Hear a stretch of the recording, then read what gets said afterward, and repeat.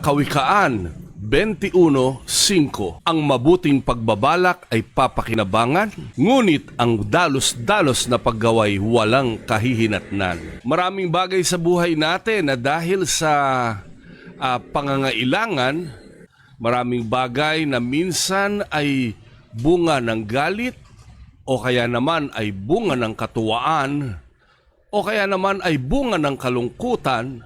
May mga pagkakataon na nagdidesisyon tayo na kadalasan ay hindi nagiging ayon sa kalooban ng Diyos dahil sa mga pabigla-bigla at padalos-dalos na paggawa at pagdedesisyon.